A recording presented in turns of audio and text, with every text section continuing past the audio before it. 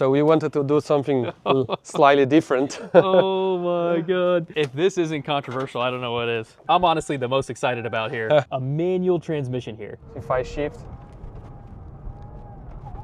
I still need to find a clutch. Yeah. Oh, this is so cool. I think it gives it a little bit of its soul back with the manual transmission behind it, you know?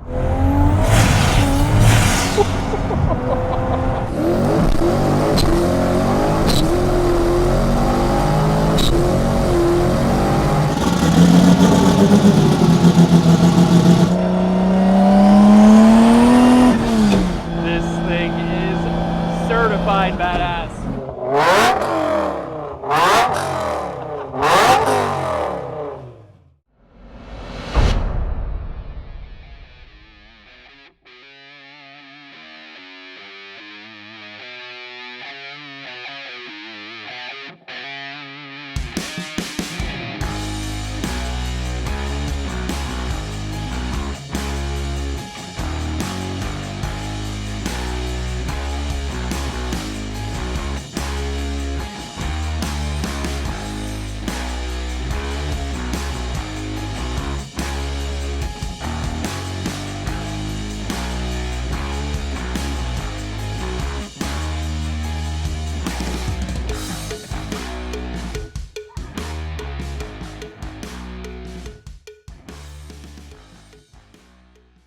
Anderson, hey, my man, so good to see you. Good to see you. Thank you for having us, brother. Finally, yes, I brought you here. Finally, we had a long eight-hour drive through the morning, and we got here first thing for this thing. So we brought Gordon's new 2024 F-150. I believe it's the first tuning on a 24 F-150, so super exciting. We put a fuel tank on this thing, and while we were here, of course, we had to get a tour of this place. Man, it's my pleasure. I've seen it online all the time, but first time here. So while they're taking a brake tune in this thing, go ahead and give us a tour of this place, man. This facility is awesome, man. So you got the hub dyno here, and look at this, super cool. Fuel tech, that racing channel. You guys are awesome, honestly. Hospitality has been through the roof, man. It's been amazing. And for us, the dyno has been very good because we can help the clients. Usually 99% of the clients live here and go to the track and really do really well. So we look good, everyone look good, and it's a very one-to-one deal we do here. Heck yeah, man, sweet. Well, I heard you got a couple fun projects back here. Yeah, we're all car guys in the end. That's a reason why we're so passionate about everything. So we try to keep our passion alive and use that as a motivation even to develop new technologies or have fun, market better the product. So it's a combination of pleasure and work. Absolutely. I was going to say. That's how you guys have been staying ahead of the game for so long, right? Is you always have fun tinkering with stuff, right? Yeah. So. I mean, if you don't really like or love what you're doing, it's definitely very hard to do well. And for us, we're really fortunate to be combining the passion with the development of the products, and that's one of the reasons why we're actually growing in the US and worldwide. So it's a pleasure to be able to do that. Absolutely, man. Love to see it. So I heard you have something a little bit outside of the box here, right? You guys have done all sorts of race cars and all these crazy projects that I've seen all over the internet. This one, honestly, I'm pretty excited to check out. I was going to say, you are actually the very first to see this car in action. No way. Yeah, we've been developing. This is a separate platform, like a kind of a division from the company, and we've been working on this for a few years already. And just yesterday, the car actually drove with its own power through the door. That's amazing. We're all excited at the same time. It's everything new for us, but I'm gladly going to show you. Yeah, let's check it out, man. Here we have it.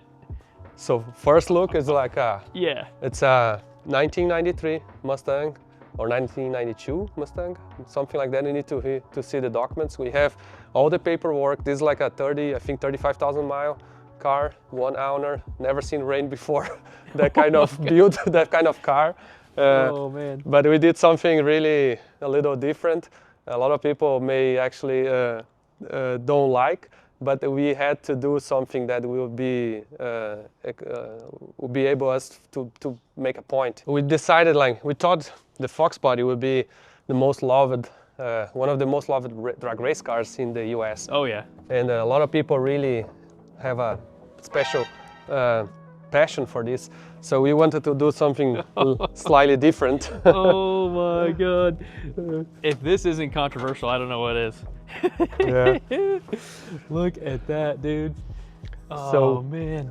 different than most of the EV conversions, we decided to do this with all aftermarket parts. So it's not, there's a lot of Tesla swapped or this kind of projects with using like OEM parts, but we decided to develop something that will be completely aftermarket. So we're using aftermarket electric motors, inverters, custom battery pack.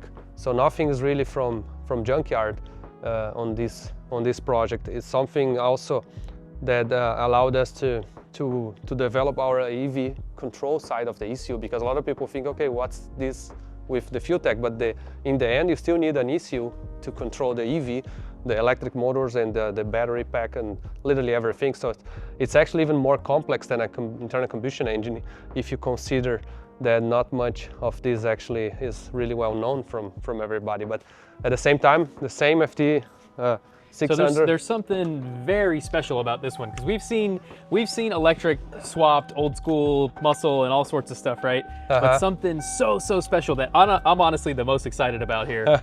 We have a manual transmission here. This is the first time we featured a couple old school domestic cars that are, you know, either Tesla swapped or you know, electrified essentially, right? Yeah. But never with a manual transmission. Yeah. So that's super freaking cool, man.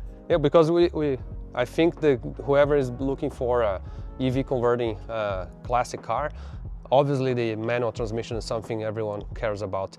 At the same time, you still can keep the feeling of the shifting, and obviously you multiply the torque all over. So why not having too much torque eventually if you can multiply that by the gear ratio? And that's why we decided to keep the transmission. So we also were able to figure which gear ratio will be better drivable.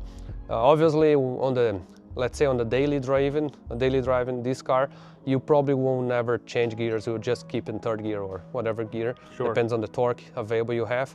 And that's probably enough to drive around. You don't even have to use the clutch. But we were very curious to see how this will perform, let's say on a quarter mile or drag racing, if you're actually shifting and doing really all the work. You know, so what transmission is that? Right now is the stock transmission. Transmission. We know this is going to blow up, and that's why we're actually scaling up the power. The problem, really the torque with this combination can make is a 700 torque, so it's way more than the stock transmission can hold. And the engine is capable, is a dual stack axial motors. They can make 530 horsepower, so it's a way more than the stock transmission can actually hold. Oh yeah, big But time. at the same time, we had to start with something. So we wanted to understand gear ratios. We wanted to understand the drivability, how that will handle. And the next step is definitely going to update the transmission. That is freaking awesome. I love that. I mean, keeping the manual transmission just keeps a little bit more of the essence of the car. They really work really hard on it. These are the guys that wrenched on this thing and made it happen? The build the project, a lot of work. So basically it's the dual stack axle motor. If you see the motors here, they're really small.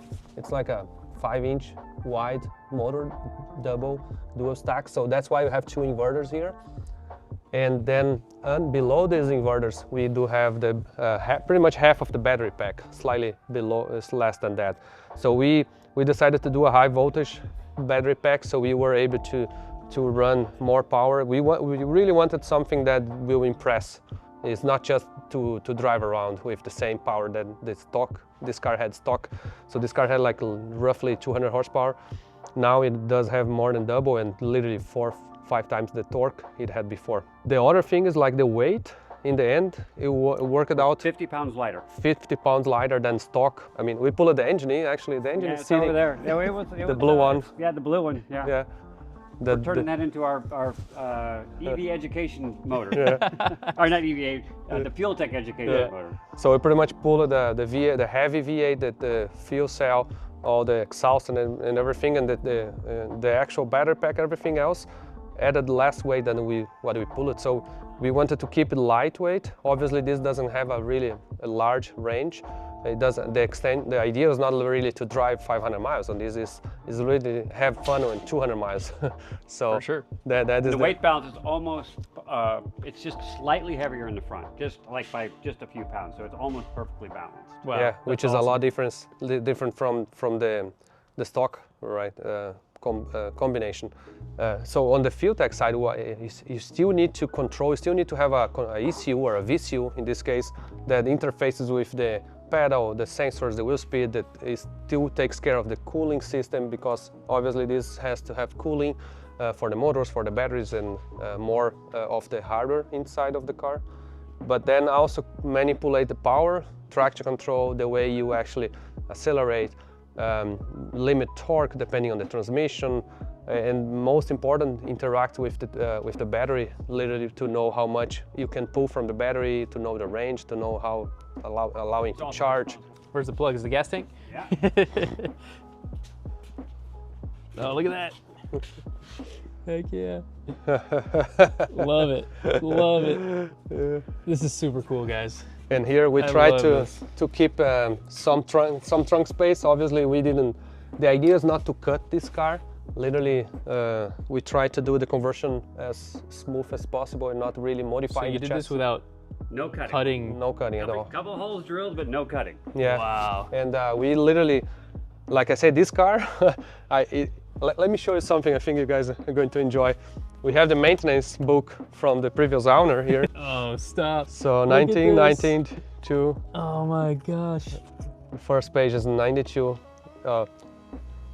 Oil change, my 675 gosh. miles. So this is so it was a one owner original. Yeah. And anybody that keeps a logbook like this just babied the heck out of this thing. 95 oil change, 99 oil change. You see, it took like 5,000 miles in 4 years. Oh my god. So let me ask you, does the previous owner know what you guys were doing with this thing? I'm not sure, because I think he sold to somebody and we bought from the a dealer agent. Gosh. Well, my man, if you're watching this, Yeah. I don't know, he might be shedding a tear right now. We need to add a few more pages, so pretty much from 2015 to 34,000 miles to 35,000 miles, 6 years, 1,000 miles. Wow. And then we have a lot of blank pages here to fill up now. 1,000 horsepower electric now. But the That's car so is cool. really in pristine look at conditions. this, man. We've done nothing to the interior, really, pretty much love it. stock.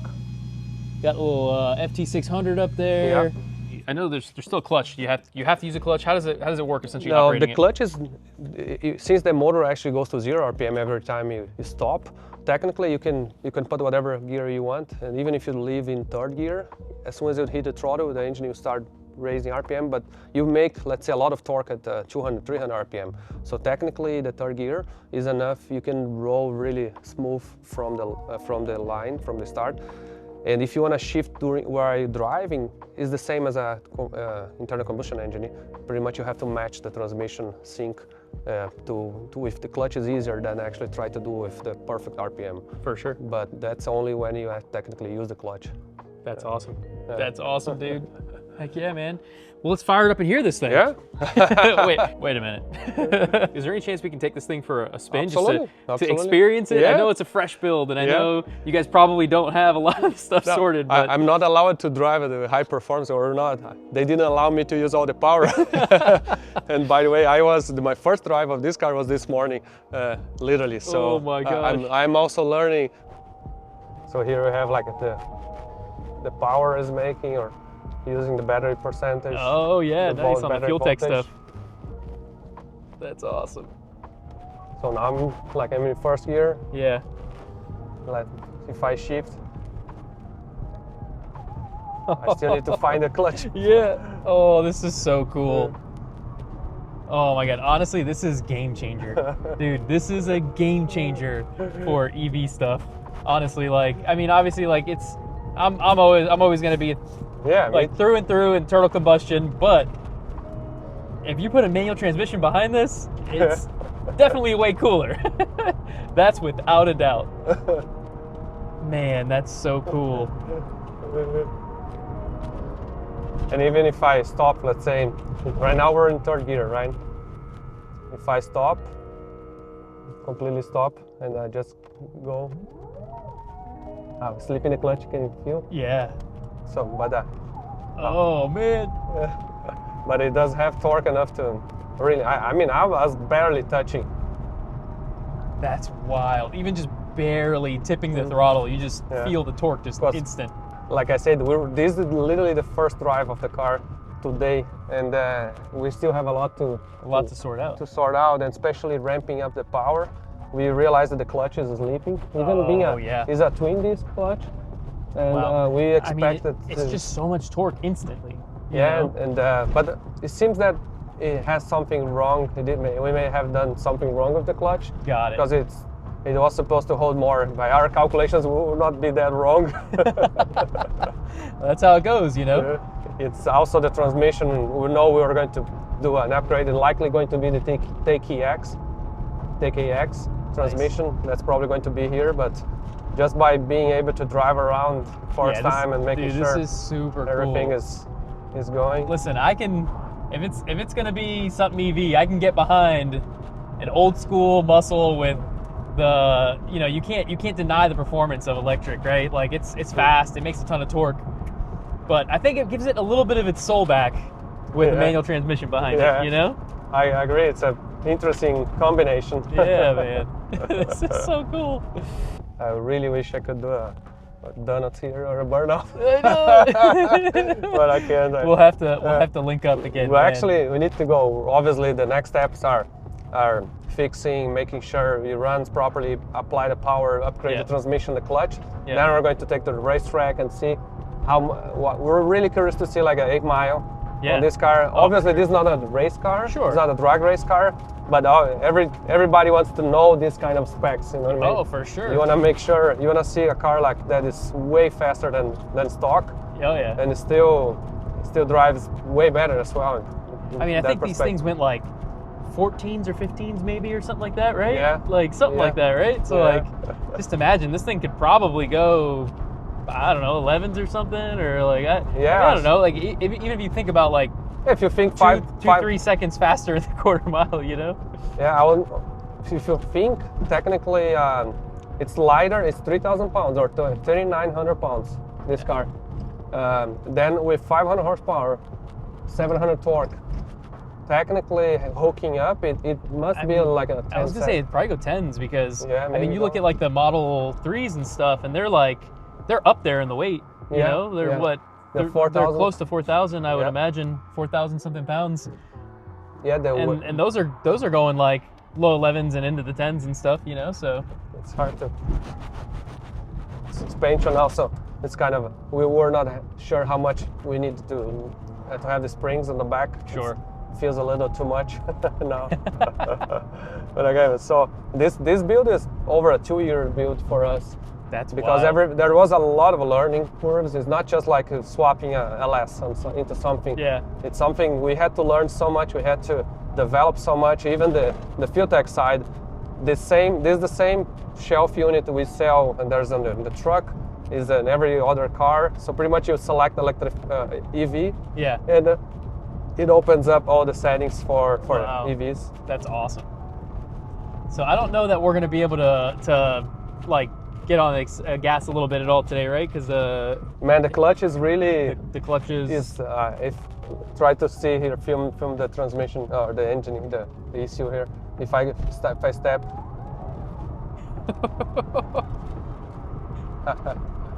it literally, even if you go in second gear, you can smell it. Oh yeah, can you smell it? Right? You can smell it. Oh man. Oh yeah, that. Yeah. it's when it's in the taller gear because it has more load on it and yeah, absolutely what they. But yeah, you could smell the clutch. Oh man, it's just so much torque. And man, it's literally limited. Is limited to like 300 horsepower, 400, 350 torque. Yeah, something like that. And then again, it's so much of a brand new build. Then we have to sort out everything. Oh man, you feel it just instantly come in. Yeah. That's awesome. You need to come back another day or for a race test. We definitely will. We definitely will, without a doubt. And this isn't the only thing we're going to be messing with today. I know. I heard you have. Let me show you some other cars. Guys, this thing is so cool, man. I can't thank you enough for showing us this, dude. This is. I wish I could step on, but definitely. Yeah, man. But honestly, just the experience of that's so cool. I mean, I haven't seen anything like that on the internet.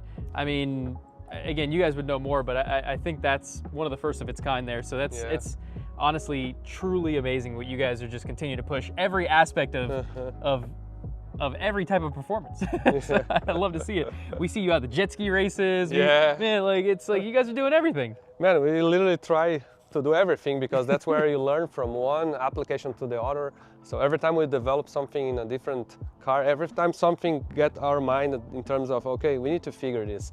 Usually the solution comes and can be applied to different applications. So I believe that's the variety of applications actually what makes one of the benefits of our products, because you really can apply differently, you can think differently, and that's on drag racing, circuit racing, street cars, or electric, or whatever. Everything. Doesn't matter. Love it.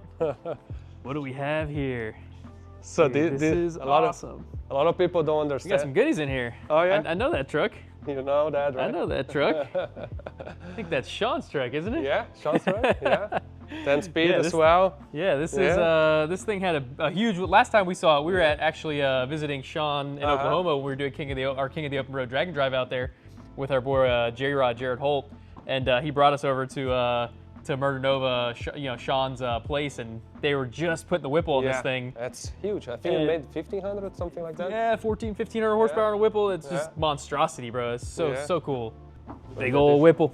Yeah. But I think it's the GT500 heads. Yep. Or 350.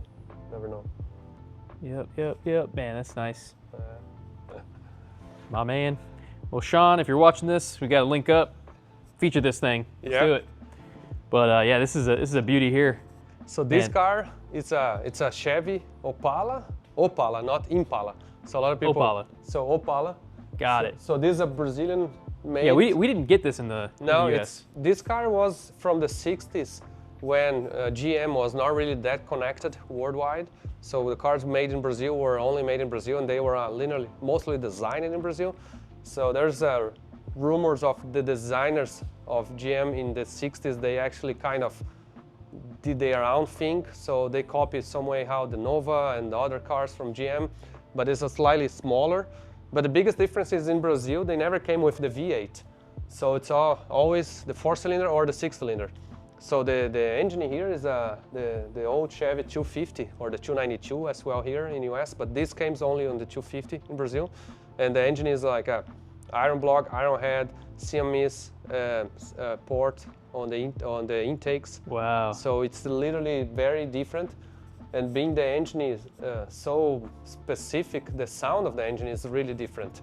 Oh yeah. Even though you can use like small block Chevy rods, pistons, some way valve train, it does, and also crawler camshafts and regular domestic stuff. It's different because it's still a 6-cylinder. It's not really a V8. Yeah, so you got an inline 6 here. Yeah, I've never seen one of these in person. You've probably seen in a USPS truck in the past or something like that, because those were the most USPS truck. Is that what they were in? Yeah, a lot of all the old Chevy 6-cylinder. That's all these engines. So the 60s, man. These engines were very popular in the 60s and 70s, but nobody really raced them in US. But the difference is in Brazil, that was let's say the race engine everyone would, because it was either this or a 4-cylinder. Yeah. There was nearly no V8s ever made in production in Brazil. Dude, so is this the Brazilian 2JZ? Yeah, I was going to say, even before that, there's the Brazilian Chevy, the Chevy small block, technically. Because pretty much everyone had, and so the development of these engines became so impressive in Brazil. So this car itself has like 900 wheel horsepower, but with this... Oh, so this thing makes... 900. 900 wheel horsepower? Yeah, I think it was 780 wheel. That's a lot of power. And, dude, for a car that was built that probably came with 100-something horsepower. Yeah, and but later, in Brazil with this same setup with a billet crankshaft, which this doesn't have, but this has aluminum rods, all the cemented block, but with aluminum with the billet crankshaft and a Pro Mode 98 turbo, they make 2,000 wheel horsepower in these engines. And that's awesome. Now That's the awesome. race Opalas in Brazil, they do have billet blocks, billet heads, so it's a whole new operation, but it's still maintaining the complete design from the 60s, which is the design of the head, which makes the sound so unique. So I love it. I love it. If you let's fire this thing up, man.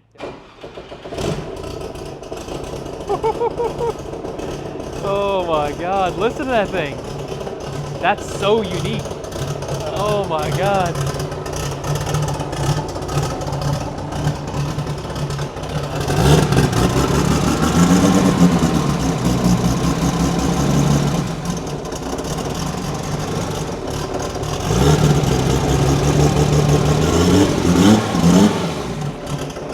You get that USPS truck upgrade right there. USPS, get on that. Deliver some mail quicker. Oh man, this is awesome. I mean, listen to that.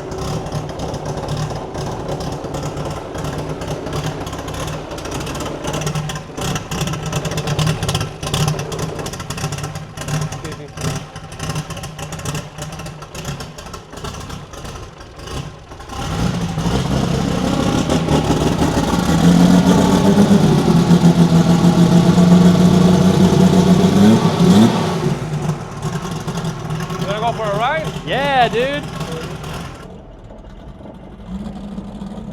This car is a vibe for sure.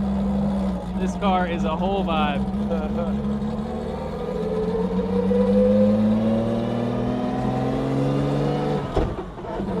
Dog box. Gotta love it, dude. Second and clunks, dog box. That's it. That's sick. What transmission? It's an old dog, it's a Clark 260. Clark? Clark 260. Clark 260. It's a transmission that came in the Dodge in Brazil. Okay. In some of the 70s cars. Got it. But then obviously, first, second, and third is straight gauge. It's Straight cut? Yeah. Yeah, but then it's Dog engagement? four is fine. Okay, nice.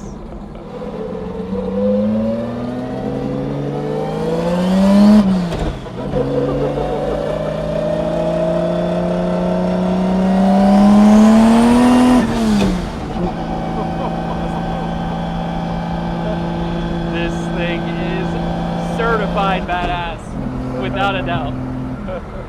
The sounds, the dog box. This thing's got the full package. Oh man, gotta love it.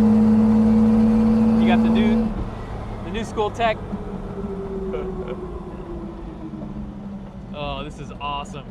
This is like perfect balance of like old school muscle feeling. You got the dog box clunking sounds, turbo noises.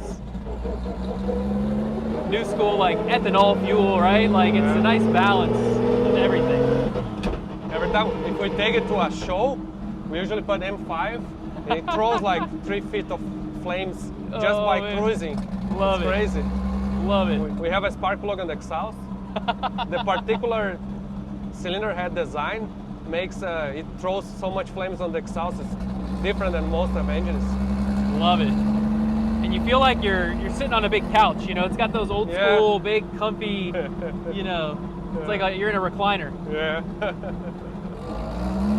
And these cars in Brazil, very similar to this, but obviously with Hulk broke Asian and still leather bar, still stick shift. They run 460, 450s on the 8 mile. Wow. That's like that's a high 6, low 7. That's nuts. With a 275 tire. That's nuts. Dude, thank you so much for taking me for a ride in these badass rides, dude. It's different, right? Yeah, super different. First time I've seen one of these, experienced it, heard it, rode in it. Yeah. So that was an awesome experience, man. I can't thank you enough. I'm happy to share because like I said, we're gearheads and we all love cars, and the variety is cool because you understand different feelings you never had before, or even the sound of this engine is something really unique. Some people say it's similar to a three-rotor. Yeah, honestly, yes, it has like this just tone to it. Like I haven't heard anything that sounds like this before. Yeah, you know? it's very, it's so very unique. Yeah, absolutely, man. Well, thank you so much again, man. You're welcome. Appreciate it. So we got here the new latest and greatest. This thing, I saw this thing at PRI when I saw you guys were displaying it, and it's so cool, man. This is, I guess, tell us a little bit about it. It's been already 22 years, and this is our 4th generation of ECU. It's a lot of what we've been developing in the last few years, or the last 10 years. Pretty much we understood how much we could do on the FT600, and then we understood that we had to do a hardware, a huge hardware update. And this is pretty much what we've done now, and the first units are rolling out. So this is the FT700 Plus and the FT700. The only difference between them is the screen size. They both share the same VCU side, and a lot of people don't understand, but this is actually the ECU and the dashboard, and and pretty much the same connector here on the 600 or the 700 can be used. So if somebody have a wiring harness for the 600, you can put the 700 in, more inputs, more outputs, GPS, cameras, input. So you can overlay data, you can have microphone in, you can have audio output. So it's so much powerful. You can create tables or features that have volumetric efficiency capacity, and also pretty much do everything through the screen here. You can even so awesome. You can even review a data log here through the screen, pretty much. You don't have to really download the data log through on the laptop or something like that. I mean, I can't tell you how convenient that is, because this morning when this thing wouldn't cold start because it had no tune on it, and we didn't have to do anything but just messing around with the fueling on the truck. Yeah, right there on the screen. A lot of the stuff. So it's not just a dashboard that you connect to the ECU. It's actually really, you can tune everything from here. So this is, like I said, there's so much on this hardware and the capacity of this. The next 10 years, we're going to release software updates and new features, and there's so much you can actually incorporate from the latest technology. Because if you really think that the ECUs that we have currently, they are pretty much 10, 20 years old. And imagine your cell phone 20 years ago. And there was not even an iPhone. Yep. And so the technology advanced so much on the hardware, so we were now finally catching up with all the latest technologies that we'll apply for racing. So this is our newest product. Love it, man. So yeah, I love this. I mean, the user interface is honestly not only one of the most beautiful, but like really nice functioning from like when I was playing around with it, so it's super cool, man. So we have, for example, hardware that is capable of having camera inputs, audio input, audio output, so stuff like processing audio, processing video, creating math channels based on audio or video. So eventually creating a channel that can be opponent engine RPM from the microphone, literally. Stuff like that it will be able to do on this kind of hardware with future software development. So what we usually do, that's what we've done with the FT600, pretty much do the most powerful hardware we can, and pretty much develop all the software that comes with ideas, with on the racetrack, that we can keep adding and using that stuff to really benefit. I would say the artificial intelligence capacity also is going to be something interesting, because a lot of the tuning or safeties will come from this processing that is really, really relevant. Love it, dude. Love it. Well, thank you so much for showing us, man. No, you're welcome. Thank you, man. All right, so here we have the C8. This thing has quite a history. Yeah, I would say I got this car in March 2020. Just like a week before the pandemic. It was crazy. Initial idea was actually to put electric motor in the front shaft, like they did the E-Ray later. Oh, yeah. But we started taking apart, and we figured it was not that easy because we had to modify the suspension so much. Then we grabbed the challenge of GM saying nobody's going to tune this car. So we're like, okay, challenge accepted. So in 2020, I had the turbo installed on the car. We built the engine. I think we may be, no, I'm not the first to build the engines, but we're the first ones to actually have it running properly, because then at that time we were able to install the fuel tech and actually develop a feature where we control timing, we control fuel and throttle body, and we're the first ones that actually were able to not have the throttle body closing. And when we did the turbo kit here, I always wanted to have like the turbos exposed like this. LMR, late model racecraft, actually did the first one with the top mount turbos. Yeah. And I'm good friends with them. And I told him, man, I want to build the same thing, because I really, if you sit, when you drive the car, you look to the mirror, it's so close, the turbos are like, literally like 2 feet from your ear. You hear them spooling So that's so an awesome well. driving experience. Yes. Look at this, bro. Oh man, I love it. And then obviously it's like a 4-year build already. And at the beginning, our challenge was to control the engine. I think we were the first ones to make, I think we made 1300 horsepower, 1350 wheel horsepower on the dyno. And took really a long time to figure how to control the transmission and the clutch pressures. Oh, and yeah. Once we realized we could do some clutch control, I think it's 2021, we start taking to the track, and then we quickly run, I think 980, 960, 940, 920, 910, 90, 90, 90, 90. So many times I kick a rod out and lost the block, and then I did it again, and then we broke a couple transmissions, and it was really a challenge. And I think by end of 2022, we ended up running 897, just a week before GM releases the Z06. Oh my God.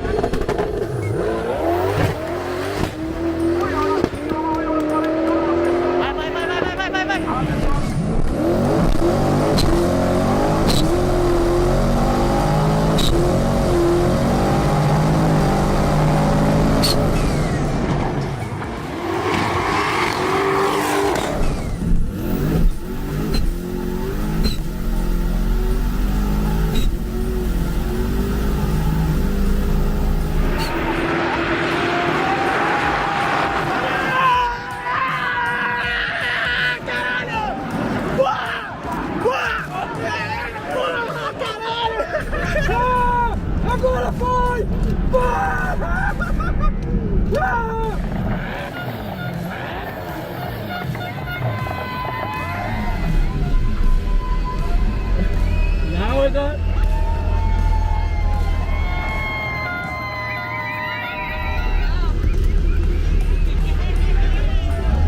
There was a lot of attention on the C8s at the time, and we were really trying to get the first to the 8 seconds. And after that, obviously, a couple, 2 or 3 more cars run 8 seconds. I'm not the fastest anymore. And I had the car sitting for a couple years, or just not racing anymore. And now I'm actually working back, and I have the FT700 on the car. We're actually switching to the 700 because we're actually controlling the transmission now. So that's going to be the next step. But before that, I still enjoy the car and the project. It's definitely had a lot of attention, and for us it was a learning and the development tool very, very strong, because I would say the 10-speed transmission, actually we're able to control that because what we learned on the dual clutch here. Oh no way, because that's awesome. They have similar controls, solenoids, very similar solenoids, the way you control both. So a lot of the stuff we learned here, we were actually able to apply on that transmission. Dude, that's sick, man. Does this thing fire up right now? Or? Yeah. Dude, yeah. Let's hear this thing, man. Gotta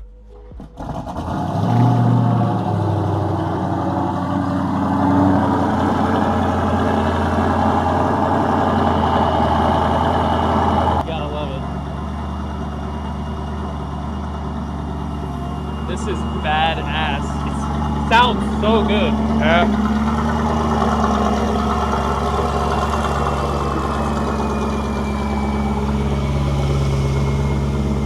Hear turbo. Yeah. Hear that whistle from the exhaust.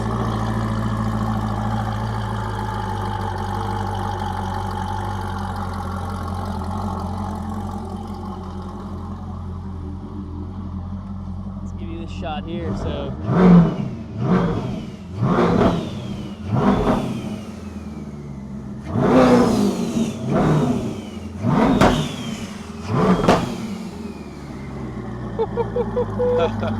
Dude, that is magical.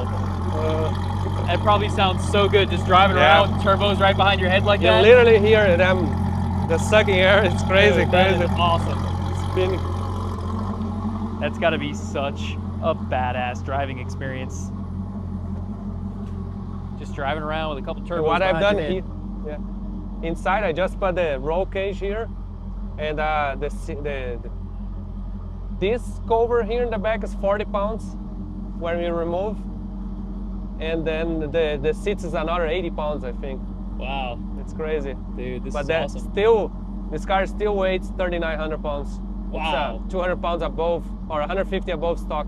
That's wild. Honestly, I don't think I've seen a more diverse group of cars at one company. You guys just do it all, man. Hold on, we still have a couple more things. More for us? I love it. Check this. This is a 1991 from Luis, 1991 750 BMW with a V12, but there was no space to have a turbo here. So you have the turbo in the back, literally. Obviously, that's kind of a not saying cheap build, but saying a cheap build. You know what I mean? It's a fun car. Pretty much had the turbo in the back here.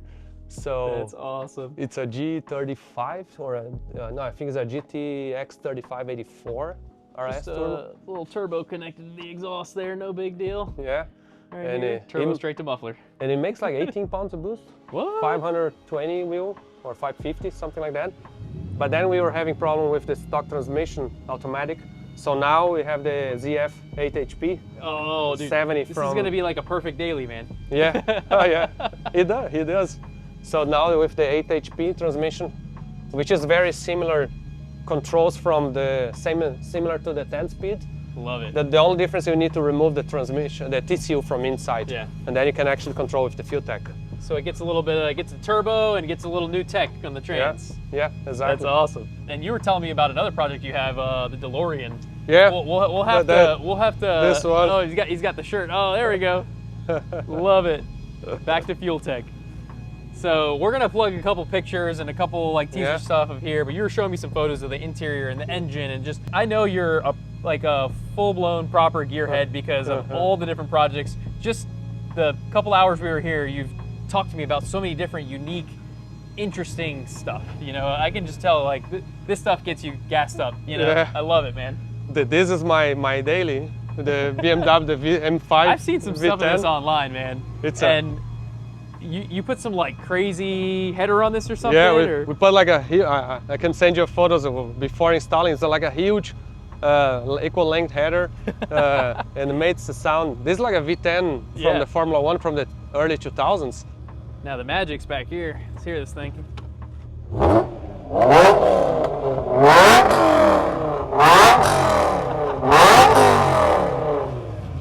Dude, you gotta love it. You need to ride this in Fuel Tech V10, baby.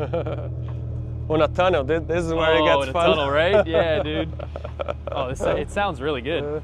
You guys, you got a little bit of everything in this episode. Electric, domestic, old school, Brazilian domestic, crazy stuff. Gotta love it. Gotta love it.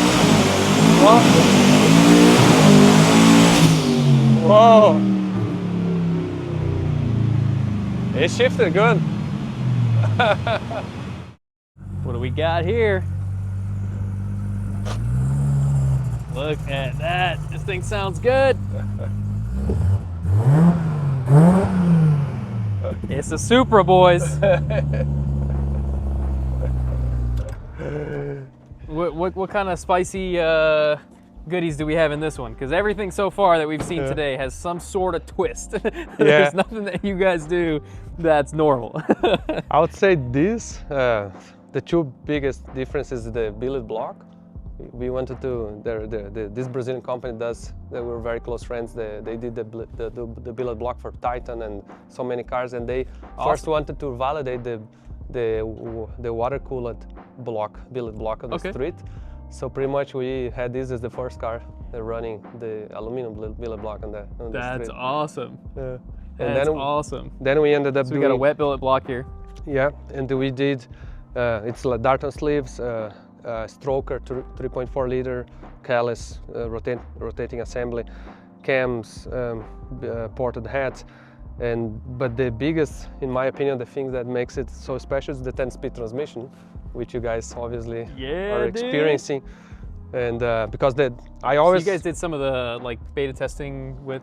Yeah, this was, or? I would say, the second car we put the 10-speed transmission. So we had on a Silverado truck first, where we mostly did the development of the controls.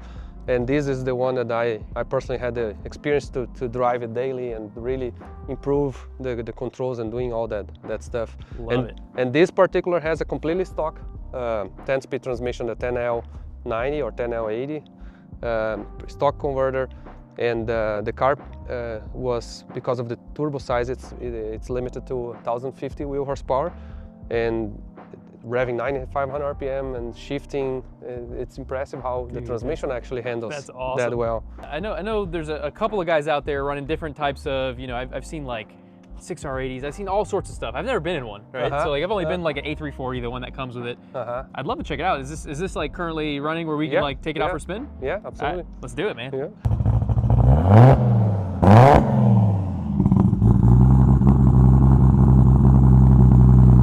Gotta love it.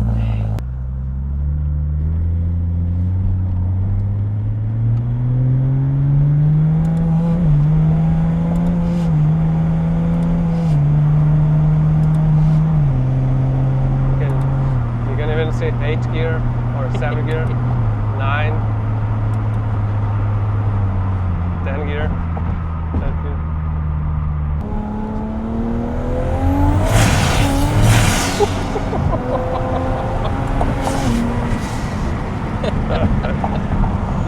This thing boogies, dude.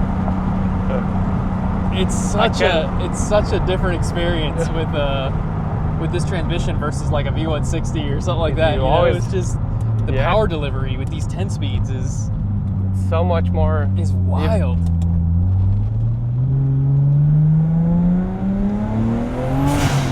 I'm controlling myself.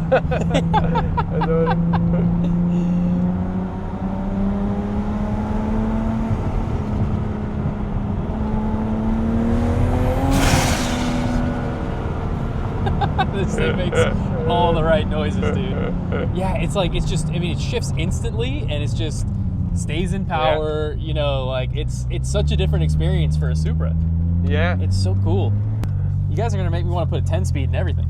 Yeah, we're actually doing it. There's a few other cars in the parking lot. I love the 10-speed stuff ever since we got into the work truck. And it's so cool. And it performs so well, you know, just like flies through the gears, and it's honestly, it's super badass, but like I'm seeing it in all these different applications now, and I'm loving it. Yeah, even on this car, we didn't have to change anything on the tunnel. Literally, the minor soft spots were just moving around, and it fitted. Wow. Even being a large transmission. Love it, dude. Thank you so much, man. Thank you. Thank you. I've had a lot of thank yous for this guy today. They've showed us a hell of an experience. Honestly, dude, it's been a huge pleasure coming here and you guys helping us tune the truck. You know, couldn't thank you enough for that. And then obviously showing us around, the hospitality. Honestly, you guys are out of this world awesome, man. Thank you so much. Thank you again, man. All right, guys, we hope you enjoyed this episode. We're definitely going to be doing some more stuff with Fuel Tech, so keep an eye out on that. We hope you enjoyed this one. We'll see you guys next time.